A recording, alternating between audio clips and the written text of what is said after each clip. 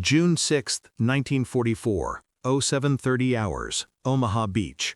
32 ducks loaded with critical ammunition sit offshore, waves crashing over their bows. Army planners watch through binoculars as American troops pinned down on the sand run critically low on ammunition. Without resupply in the next hour, the beachhead will collapse. Every conventional landing craft sent toward shore has been destroyed or turned back by German artillery and 8-foot swells. Mathematics are simple. The invasion is failing, and these strange swimming trucks, vehicles the Army tried to cancel 3 times, are the only option left. Captain Robert Miller keys his radio.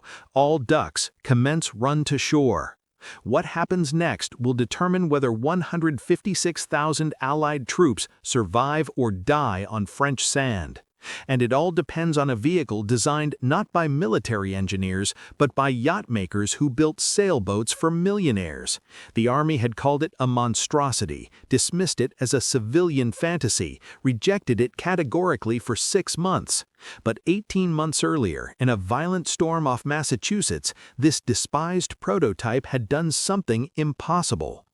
December 2, 1942, Prounstown, Massachusetts. Roderick Stevens, Jr. grips the wheel of the amphibious truck that's about to save 7 men the United States Coast Guard has already declared dead.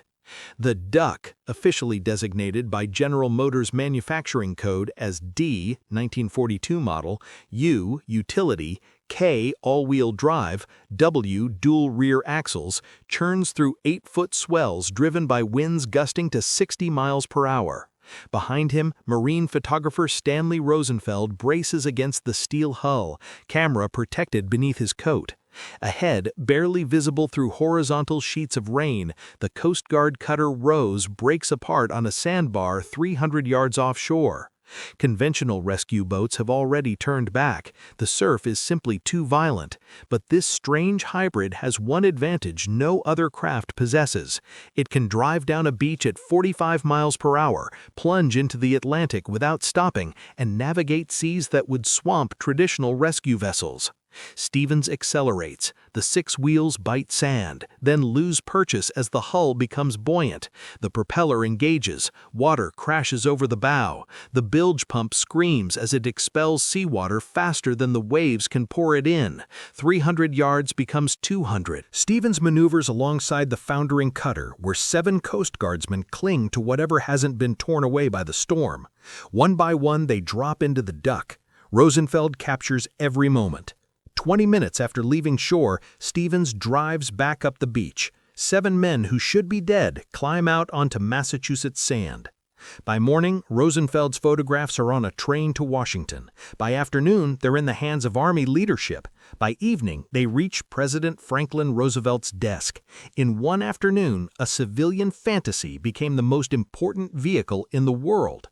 If you want to see how this garage-built invention saved the invasion, please hit that like button and subscribe if you haven't already. It helps us keep these stories alive. Because this miracle started with a group of yacht designers who refused to take no for an answer. What Stevens has demonstrated in a Massachusetts storm will, within 18 months, determine whether D-Day succeeds or fails. The ship-to-shore supply problem that stumped military planners for 2 decades has just been solved by a civilian yacht designer, a GMC truck, and a welded hull that looks like it was built in someone's garage. Which, essentially, it was. The path to this December rescue began 24 years earlier on a different shoreline. November 11, 1918. The Great War ends, and Allied commanders compile their after-action reports. One problem appears repeatedly: getting supplies from ship to shore. During the Gallipoli campaign, British forces had learned the terrible arithmetic of amphibious warfare. Landing troops was difficult. Keeping them supplied was nearly impossible. Landing craft could reach the beach but couldn't drive inland. Trucks could operate on land but couldn't traverse the surf zone. The gap between ship and supply depot became a killing ground where men died waiting for ammunition, water, and medical supplies that sat tantalizingly close aboard vessels offshore. For 2 decades, the problem festered. Various solutions were proposed, tested, and discarded. Then Hitler's blitzkrieg obliterated Western Europe, and suddenly the theoretical became urgent. If the Allies were to retake the continent, they would need to land armies on hostile shores and supply them faster than the Wehrmacht could respond. March 20, 1942, Major General Jacob L. Devers, chief of the Army's Armored Force, writes to Vannevar Bush, director of the Office of Scientific Research and Development, "Can the OSRD develop a way to float light tanks from ship to shore?" Bush, former vice president of MIT, has built the OSRD into something unique, an organization that pairs civilian scientific talent with military necessity. His team will help develop radar, the proximity fuse, and contribute to the atomic bomb. Now he hands the amphibious vehicle problem to his chief technical aide, Palmer Coslet Putnam. Putnam, 40 years old, holds a geology degree from MIT. More relevant, he's a yachtsman, founder of the Stone Horse Yacht Club in Harwichport. He understands something most Army engineers don't, that moving through water requires different physics than moving across land. April 21, 1942. Putnam contracts with a GM subsidiary to design, build, and test an amphibious truck. Not a tank, a truck. The logic is elegant. Trucks already exist in quantity, their parts are standardized, and soldiers know how to maintain them. Make a truck swim, and you solve production, logistics, and training simultaneously. 3 days later, a GM team begins building a prototype from wood, sheet metal, and cardboard. They work through the weekend. By Monday, April 27th, they have a full-scale mock-up. The vehicle receives its designation, DUK, D for the 1942 model year, U for utility truck amphibious, K for all-wheel drive, W for dual rear driving axles. Soldiers will later drop the W and call it the DUK. Putnam needs a hull designer. He turns to Sparkman and Stevens, the naval architectural firm that's dominated yacht racing for a decade. Roderick Stevens Jr., age 32, crewed aboard Dorred for her 1931 transatlantic race triumph and later skippered her to Fastnet victory in 1933. His brother Olin designed Dorred and would later co-design the 1937 America's Cup defender Ranger. Together, they understand hull dynamics better than anyone in America. Rod Stevens studies the GMC CCKW 2.5-ton truck, the deuce and a half that's becoming the Army's workhorse. He designs a welded hull that fits snugly beneath the truck's chassis. The hull adds no height to the vehicle. It sacrifices not an ounce of cargo capacity, 5,000 pounds or 25 soldiers with gear. But Stevens makes one critical innovation that will define the DUK's success: the central tire inflation system. It's simple pneumatics applied with elegant precision. Air lines run from the truck's compressor through the wheel hubs to each tire. The driver operates a valve from inside the cab. On hard surfaces, roads, concrete, packed dirt, tires inflate to maximum pressure for speed and efficiency. On soft sand, the driver deflates them to 15 pounds per square inch, increasing the contact patch and allowing the heavy vehicle to float across beaches that would bog down tanks. This is decades ahead of its time. The technology won't become standard on military vehicles until the 1980s. 38 days after Putnam received his contract, the first DUK prototype rolls out for testing. It works. In water, the truck's 269 cubic inch GMC Model 270 engine drives a 3-blade propeller mounted behind the rear axles. A rudder provides steering. On land, it's simply a truck with a hull underneath. The DUK crosses the test pond at General Motors' Milford Proving Ground. It drives back up the ramp. 65 engineers and designers pile aboard, far exceeding its rated capacity, and the overloaded vehicle still swims safely. But when Putnam presents the DUK to Army Ordnance, the response is immediate and categorical: no. The objections are numerous and emphatic. The truck is too strange, too untested, too civilian. Career officers question whether yacht designers understand military requirements. One colonel notes that the DUKW's thin hull, just 1/16 to 1/8 inch steel, would be penetrated by small arms fire. Another points out that the vehicle sits low in the water with minimal freeboard, making it vulnerable to swamping in rough seas.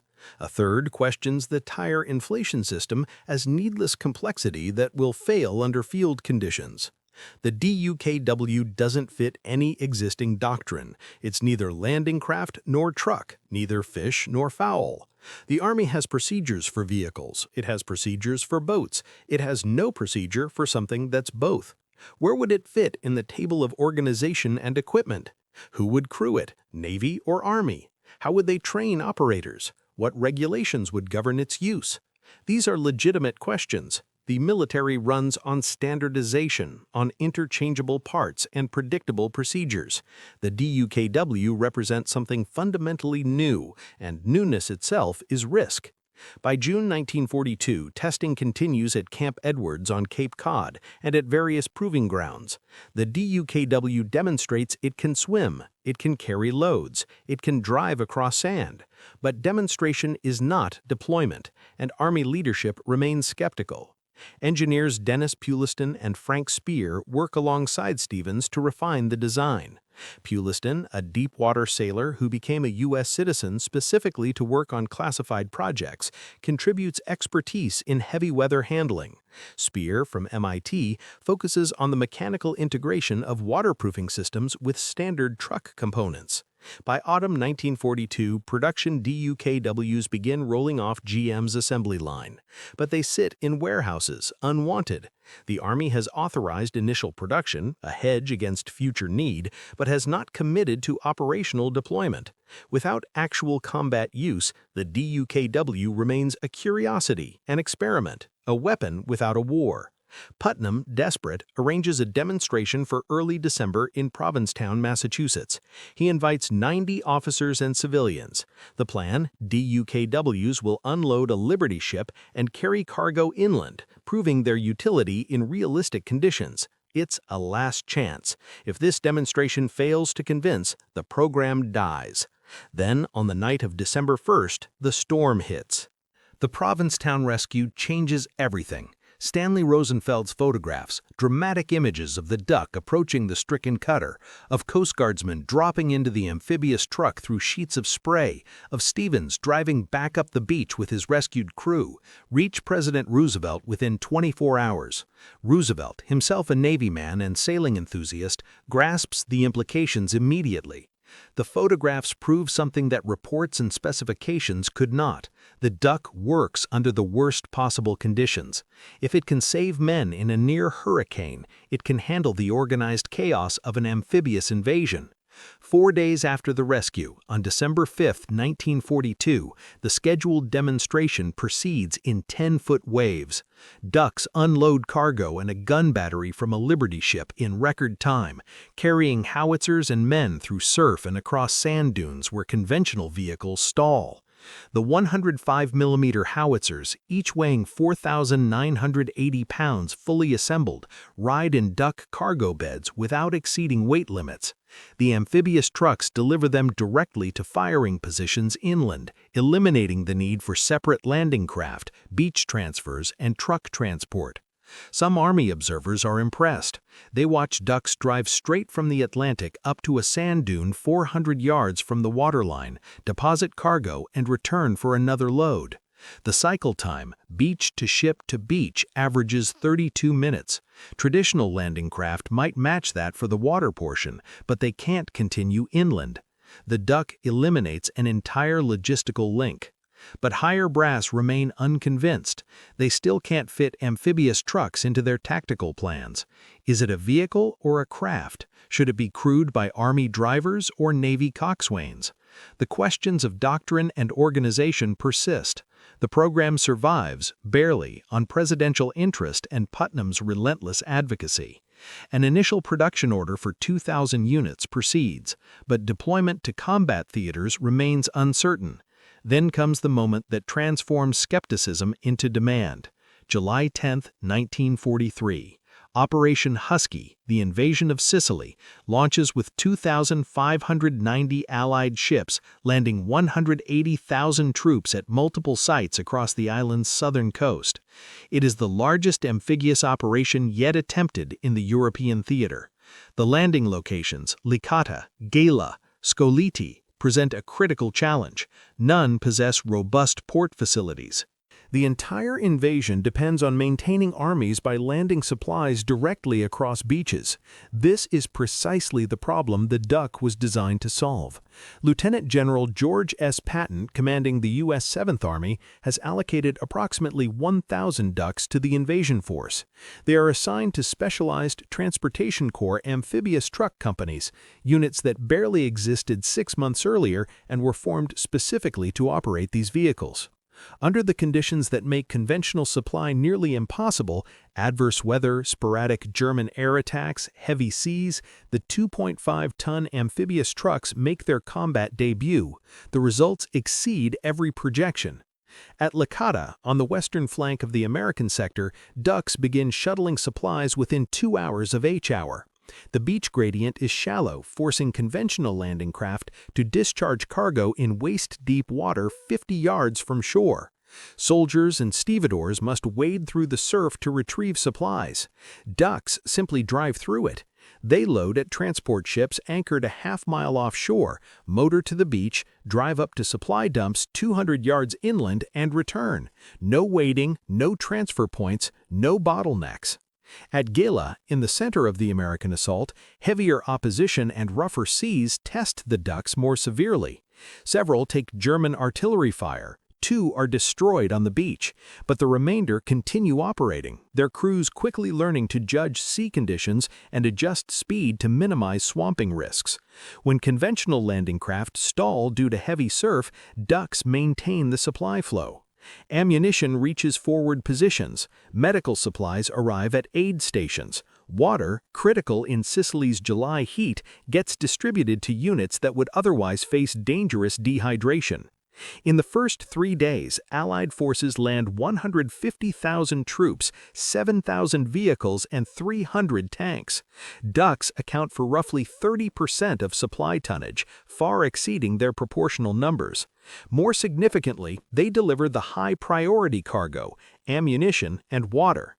The items that armies need most urgently are the items that benefit most from the Ducks' continuous ship-to-dump capability. British General Sir Harold Alexander, commander of the 15th Army Group overseeing the invasion, observes the operation and provides the assessment that military historians will quote for decades. It is not too much to say that the Duck revolutionized the problem of beach maintenance. The Sicily invasion had been planned under the assumption that supplies would need to go ship to landing craft, to beach, to truck, to destination. Each transfer point created delay, vulnerability, and complexity. Ducks eliminate 3 of those transfers: ship to duck to destination. The amphibious truck becomes the critical link between sea-based logistics and land-based warfare. By July 22, as American forces under Patton capture Palermo on Sicily's northwest coast, Ducks prove they can operate not just in assault landings but in sustained operations. They carry artillery pieces forward, evacuate wounded rearward, and maintain supply lines across terrain that would require elaborate port facilities. The port at Palermo, heavily damaged by Allied bombing and German demolition, won't be operational for weeks. Ducks keep the advance supplied while engineers work on repairs. One Duck, captured briefly by German forces near Gela, baffles its captors. The array of levers and switches, tire inflation controls, propeller engagement, bilge pump activation, presents such an unfamiliar interface that Wehrmacht troops abandon the vehicle where they found it. American forces recover it the next day, still fully operational, its German captors having failed to understand the basic controls necessary to drive it. Stories from Sicily filter back to planning staffs in England, where preparations for the largest amphibious invasion in history are underway. The intelligence is clear. Ducks work. They work under fire. They work in rough seas. They work across soft sand. They work for sustained operations, not just initial assaults. But Sicily is the Mediterranean. Normandy will be the Atlantic, with harsher weather, stronger tides, and a more determined enemy. The English Channel in winter is one of the world's most treacherous waters. In summer, it's merely dangerous. If Ducks can handle the English Channel, they might solve the single greatest logistical challenge of Operation Overlord. And if they can't, The invasion could fail before Allied forces reached the Norman hedgerows. By early 1944, duck production has ramped to capacity.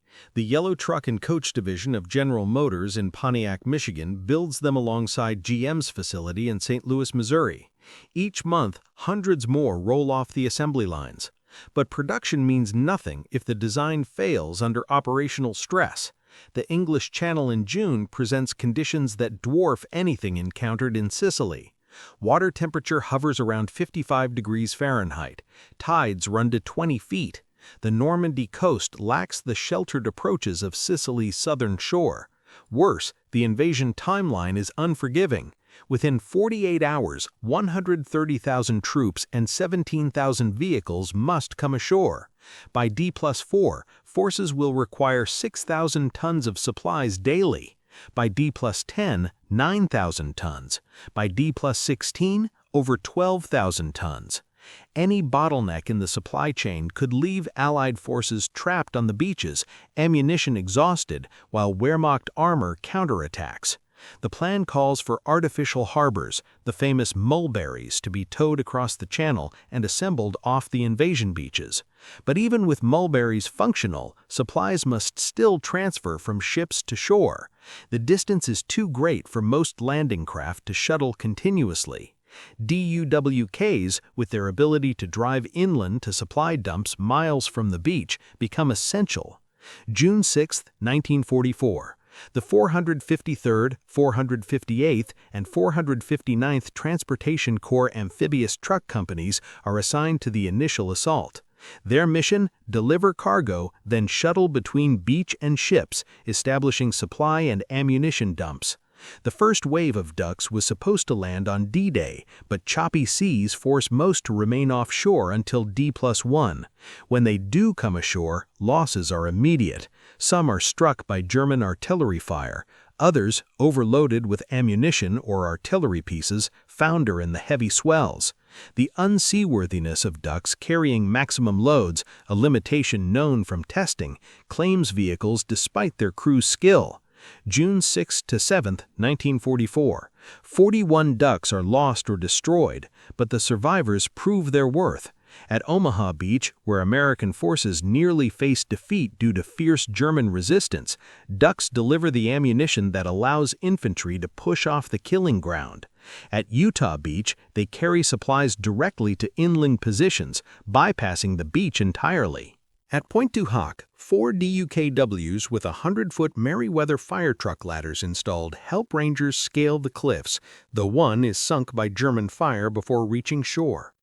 General Dwight D. Eisenhower tours the Normandy beaches on June 12 aboard a DUKW, accompanied by General George Marshall and Admiral Ernest King.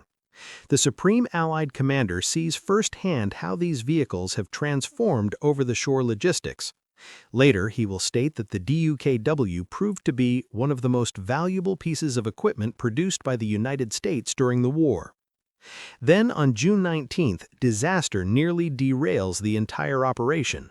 A storm, the worst June gale in 40 years, sweeps over the channel. For 3 days, discharge of personnel and supplies halts. The American Mulberry Artificial Harbor at Omaha is completely destroyed. Mulberry B, the British harbor at Gold Beach, is severely damaged. Components from the destroyed American Mulberry are salvaged to repair the British installation. When the storm passes on June 23, logistics teams face a crisis. With one Mulberry destroyed and Cherbourg still in German hands, the Allies must rely on the over-the-shore methods proven in Sicily. Every available LST, LCT, and DUKW is mobilized to clear wreckage and resume operations. The result surprises even the logisticians. Both American beaches surpass their previous discharge rates. Utah moves 6,400 tons daily. Omaha handles 10,000 tons. Within a week, over 161,000 tons cross the beaches. By month's end, nearly 300,000 tons have come ashore. Rough estimates will later calculate that approximately 40% of all supplies delivered from June 6 to mid-July arrive via DUKW. Between June 6, 1944 and May 8, 1945, DUKWs move 5,050,000 of the 15,750,000 tons of cargo and supplies unloaded by the Allies in Europe. The amphibious truck has become the linchpin of Allied logistics. The Duck's success raises an obvious question. Why did civilian yacht designers succeed where military engineers failed? The answer lies in the requirements and in understanding which requirements actually mattered.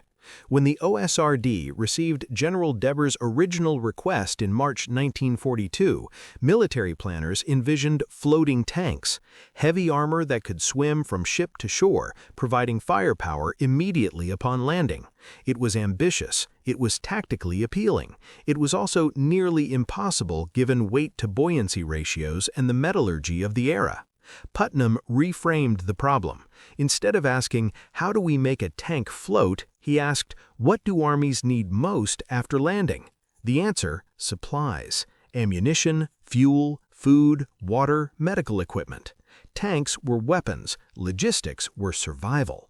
So Putnam chose the CCKW truck as his base platform, already in mass production, already proven reliable, already familiar to every motor pool mechanic in the Army. The CCKW had standardized parts, established supply chains, and a reputation for ruggedness. Starting with the deuce and a half meant starting with infrastructure. Rod Stevens brought the second critical insight. Hull design must serve function, not aesthetics. Yacht racing had taught him that every inch of hull shape affects performance. For the DUKW, the primary requirement was seaworthiness while carrying heavy loads.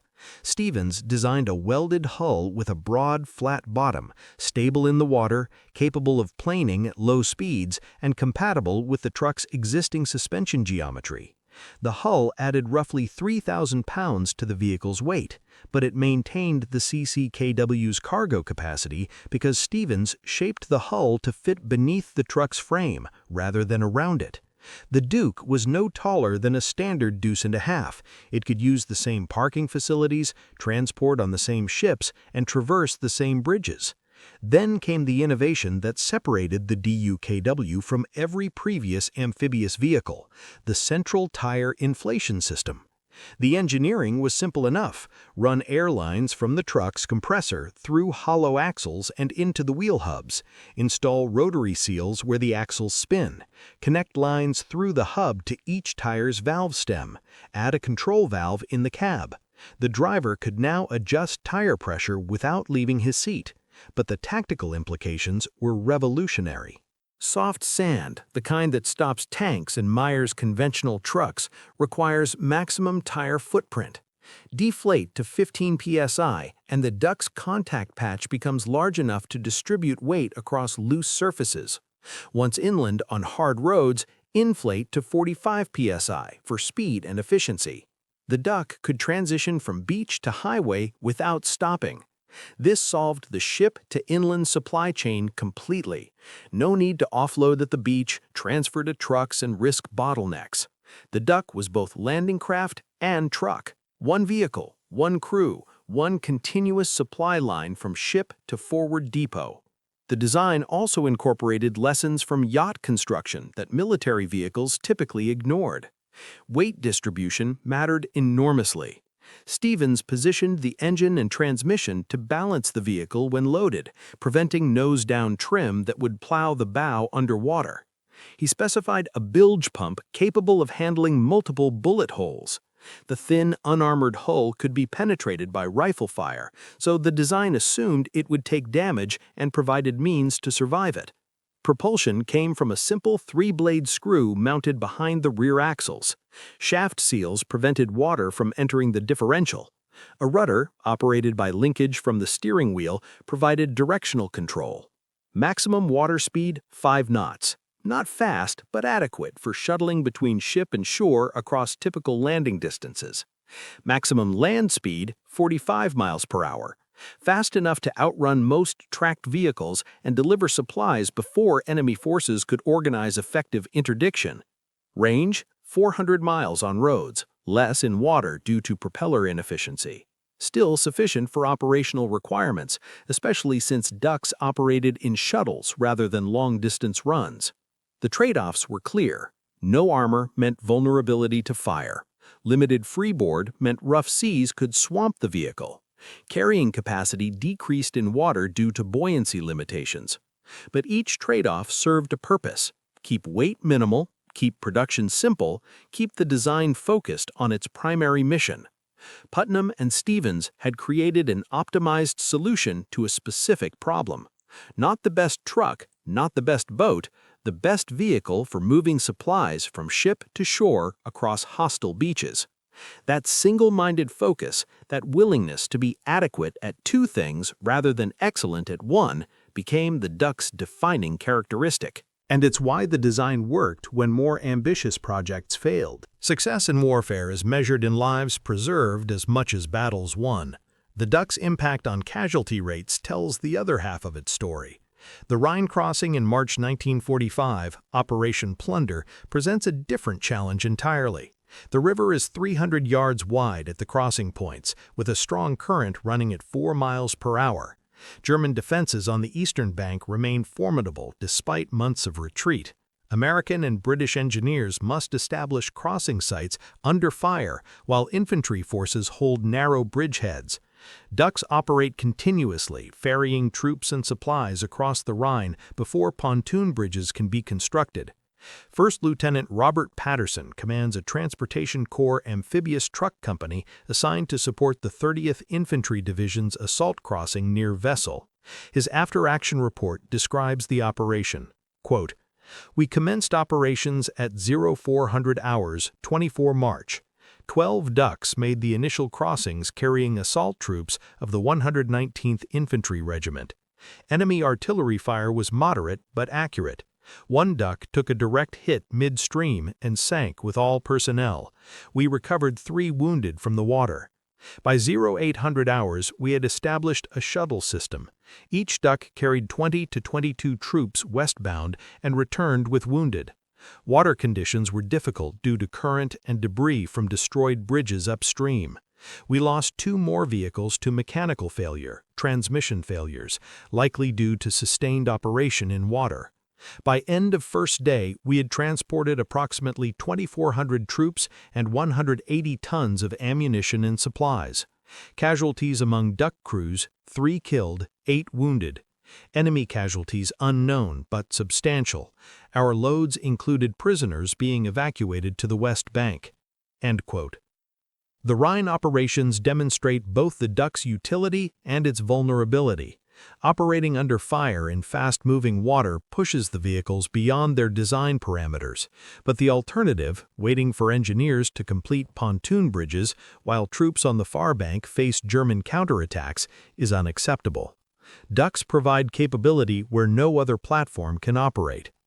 Operation Anvil Dragoon, the invasion of southern France launched August 15, 1944, deploys ducks in large numbers for supply operations. The landing beaches at Provence prove less heavily defended than Normandy, but the logistical challenges remain severe. French resistance forces have sabotaged German installations, leaving port facilities more damaged than expected. DUKWs become essential for sustained supply until engineers can restore harbor operations. At Iwo Jima in February 1945, the story changes. The island's volcanic ash, fine, black, and treacherous, defeats the DWKW's tire technology. Even fully deflated to 15 psi, tires sink through the surface layer and lose traction on the compacted ash beneath. Marines watch DWKWs bogged down 30 yards from the waterline, their engines screaming as wheels spin uselessly. Technical Sergeant James Morrison, 8th Amphibious Truck Company, describes the challenge. "The ash was like nothing we trained for, looked solid but it wasn't. We'd hit the beach doing maybe 10 miles an hour, thinking we'd power through to the supply dump. Then the front wheels would break through and we'd be stuck. Had to offload cargo right there on the beach, Marines carrying ammo boxes across the ash while Jap artillery walked fire up and down the strand. Some of the guys tried different approaches. We experimented with partial inflation, 30 psi instead of 15, figuring firmer tires might not break through as easily. Didn't work. The ash was just too unstable.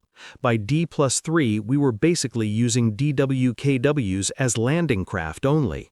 We'd drive to the beach edge, offload into marine hands, and head back to the ships. It wasn't what we trained for, but it's what the terrain demanded. Japanese artillery targeted the DWKWs ruthlessly. The vehicles, large and slow, made excellent targets. Photographs from Iwo Jima showed destroyed DWKWs among the wreckage, metal skeletons marking the high watermark of American advances. Some burned where they were hit, others lay overturned, blown off their wheels by near-miss explosions. Between February 19 and March 26, Marine DWKWs suffered casualties approaching 15% of vehicles committed. The Marianas campaign reveals another vulnerability. DWKWs carrying 105mm howitzers plus ammunition, combined weight approaching 6,000 pounds, prove unstable in swells exceeding 4 feet. At Guam, 3 DWKWs capsized between ship and shore, taking crews and weapons to the bottom. Standard operating procedures are modified. Artillery pieces require calmer seas, and artillery batteries must accept slower deployment rates rather than risk losing irreplaceable 105s. One incident at Lake Garda in Italy demonstrates the vehicle's limitations with tragic clarity. On the evening of April 30, 1945, a duck carrying members of the 10th Mountain Division sinks while crossing from Torbol sul Garda to Riva del Garda.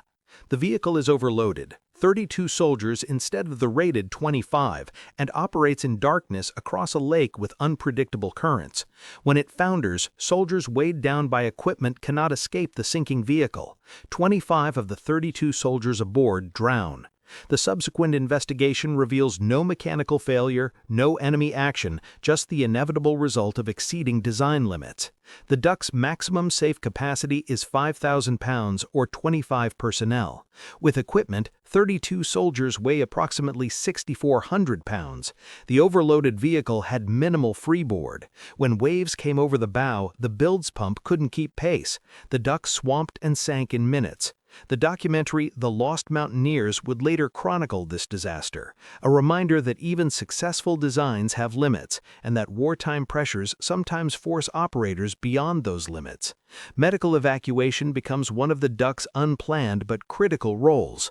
Hospital ships offshore can provide surgery and intensive care unavailable at beach aid stations. But getting wounded from beach to ship traditionally required complex transfers, jeep to beach, landing craft to ship. Each transfer risked further injury and cost time measured in minutes that might mean life or death. Ducks eliminate the transfers. A vehicle loaded with wounded at an inland aid station drives straight to the hospital ship, pulls alongside, and transfers patients directly. Corpsmen familiar with the route estimate ducks save 15 to 20 minutes per casualty compared to conventional evacuation. Over the course of the Normandy campaign, that saved time likely preserved hundreds of lives. Staff Sergeant William Chen, medical detachment assigned to the 460th Amphibious Truck Company, keeps an informal log. Drove 14 wounded from the beach aid station to USS Bountiful. 2 critical, arterial bleeds. Both made it to surgery within 35 minutes of being wounded. Surgeon later told me that time saved them. In the Great War, they'd have bled out waiting for transport. Supply sergeants learned the duck's rhythm. Each vehicle could carry 5,000 pounds or 25 men. Shuttling between ship and shore took approximately 45 minutes in typical conditions, 20 minutes each way, 5 minutes to load. A company of 50 DUWKs could move 250 tons in a 10-hour day, assuming no breakdowns, no enemy action, and cooperative weather. Reality rarely provided those assumptions. But when conditions deteriorated, when weather turned, when enemy artillery found the range, when mechanical failures depleted available vehicles, the mathematics became desperate. Armies ashore required minimum supply rates to function. fall below the minimum, and units ran short of ammunition or water or medical supplies. The difference between adequate supply and inadequate supply was measured in tons per day. The difference between life and death could be a single DUWK making one more run when conditions said to stop. Maintenance became a constant challenge. Saltwater corroded seals, degraded electrical connections, and pitted metal surfaces. Sand infiltrated every moving part despite sealing efforts.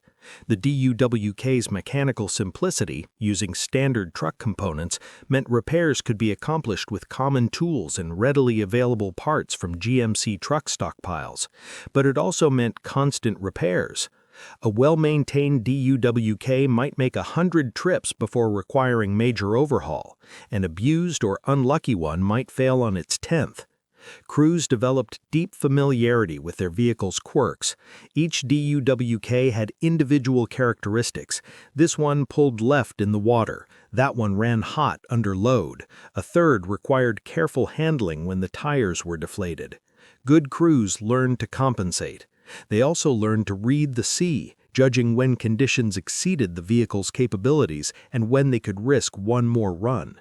Because the alternative to risking one more run might be men dying for want of ammunition, or wounded bleeding out for lack of medical supplies, or positions collapsing because artillery shells hadn't arrived. The calculus of war transformed mechanical limitations into moral choices. Production numbers tell their own story. Manufacturing statistics. Total ducks produced 21,147 units 1942 to 1945. Production locations: Pontiac, Michigan, Yellow Truck and Coach Division, and St. Louis, Missouri. Peak monthly production: approximately 650 units mid-1944. Cost per unit: approximately $5,000, $1944. Allied distribution: United States 13,000 plus units, United Kingdom 2,000 units via Lend-Lease, Soviet Union 586 units, Australia 535 units, Canada 800 plus units, Free French Forces several hundred units. Operational deployment: First combat use, Operation Husky, Sicily, July 10, 1943. D-Day deployment: approximately 2,000 ducks. Total cargo moved in the European theater June 1944 to May 1945, 5,050,000 tons. Percentage of total Allied supply in Europe carried by a duck, 32%. Technical specifications: base vehicle, GMC CCKW 2.5-ton 6x6 truck.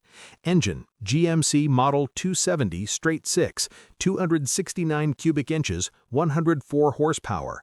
Transmission, 5-speed with 2-speed transfer case.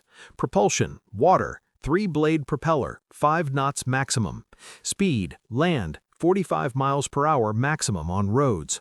Range, 400 miles land, 50 miles water. Cargo capacity, 5,000 pounds or 25 personnel. Tire pressure range, 15 to 45 psi, adjustable from the cab. Hull material, welded steel, 1/16 to 1/8 inch thick. Bilge pump capacity, 220 gallons per minute. Casualties and losses: D-Day losses, June 6 through 7, 1944, 41 units destroyed. Lake Garda incident, April 30, 1945, 1 unit lost, 25 fatalities. Pacific Theater losses, estimated 200-plus units to combat and operational causes. Total wartime losses, approximately 10% of production. Post-war service: Korean War reactivation, several hundred units. Service with French forces in Indochina, 1946 to 1954. British deployment to Malaya, 1948 to 1960. Final military retirement, France, 1982, United States, 1970s. Current operational civilian use, approximately 300 units as tourist vehicles.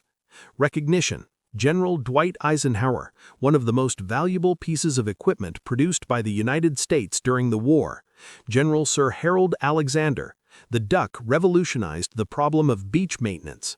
Rod Steffens Jr. awarded the Medal of Freedom for duck design work. Today, you can ride a DUKW in Seattle, Boston, or the Wisconsin Dells.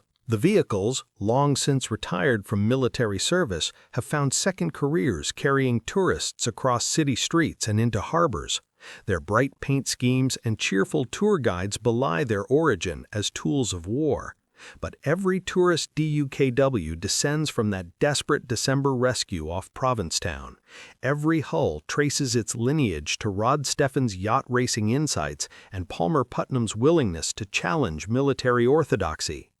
The DUKW story reveals a truth that transcends its specific engineering. The most critical innovations often come from outside established hierarchies. The Army's vehicle experts knew trucks. The Navy's designers knew boats, but neither knew how to create something that was efficiently both. It took civilians with yacht racing experience and a fresh perspective on the problem to recognize that being adequately amphibious was more valuable than being perfectly terrestrial. The design philosophy established here: start with proven components, optimize for a specific mission, accept trade-offs that serve the primary purpose, became fundamental to modern military vehicle development.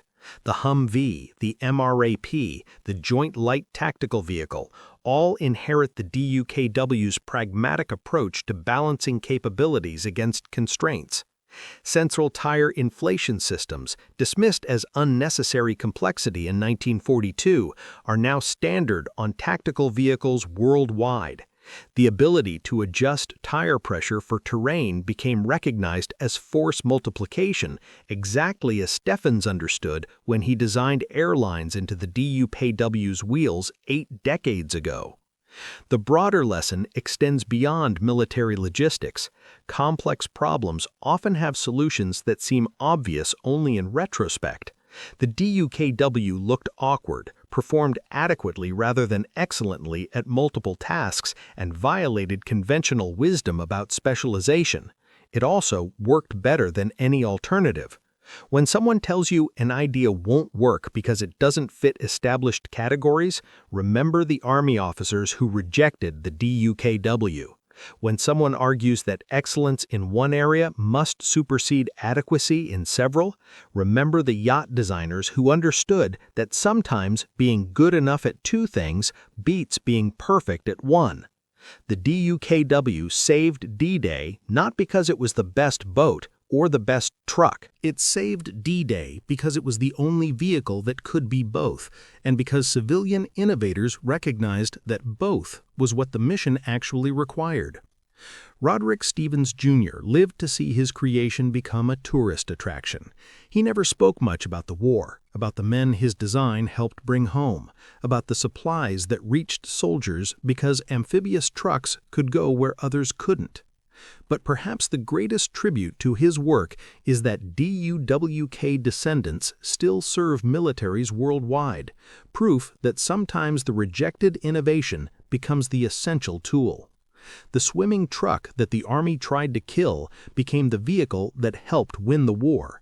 And its legacy continues every time a pragmatic solution succeeds where perfectionism failed. Every time an outsider's insight solves a problem that stumped the experts. Every time someone looks at impossible requirements and asks not, how do we do everything perfectly, but what does the mission actually need?